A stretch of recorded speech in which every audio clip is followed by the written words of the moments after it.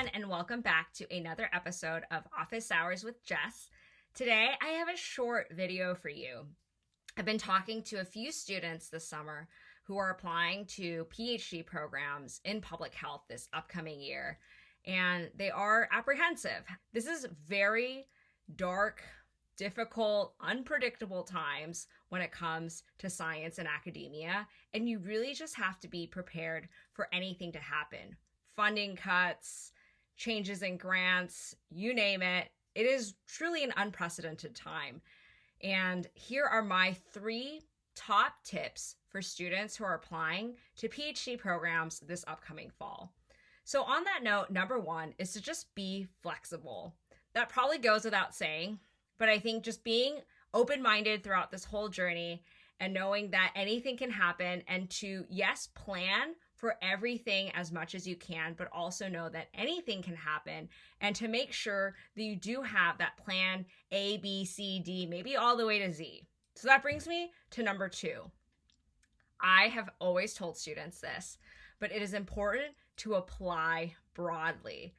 This is probably my biggest piece of advice, no matter what, is to always have a very comprehensive list of schools that you're applying to that are dream reach schools, sort of in the middle schools, and then there's no such thing as a safety, but safety schools, and have, a variety and a larger number of programs, because you want to just be able to get in somewhere, and you just never know what's going to happen through the application process.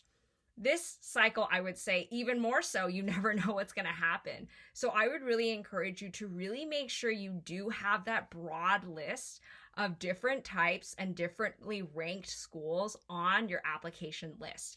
And again, not just applying broadly by number, but also thinking about different types of programs. This goes back to number 1 about being flexible. So if you are dead set on getting a PhD in public health, maybe think about what it might be like to pursue a DrPH instead of a PhD.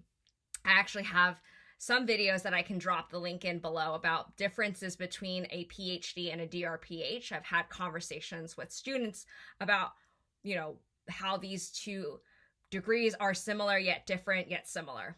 So thinking about what other degrees might you want to apply to, or if you don't have a master's degree yet, or you're thinking of getting another master's degree, maybe applying for some master's programs in addition to your doctoral programs. I was also talking to another student. It might also not be a bad idea to venture outside of your field. Like if you have an interest in some other statistics or computer science, AI, I don't know, some other area that might not be as impacted by the current funding cuts, might not be a bad idea to use this time to explore a career path or a PhD in that field as well. So apply broadly, both by number and by type. And then my final big tip, number 3, is to not give up. Do not give up. I've had students come to me say, is it even worth getting a PhD anymore given everything going on? I want to believe that what's going on might be temporary and that these cuts won't last forever. And even if they do, it is still important to pursue your dreams.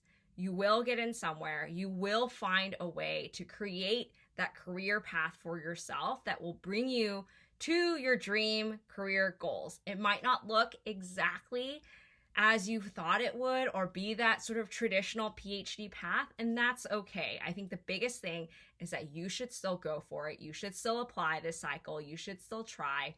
Don't give up, and something will work itself out. I can't promise you that you will definitely get into a PhD program. I can't promise you that if you watch my videos, this advice will get you in somewhere. I hope that it can help.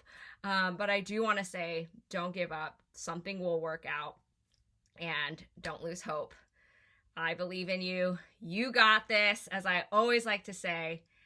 So don't forget to smash that subscribe button, and I will see you on another episode of Office Hours with Jess. You got this.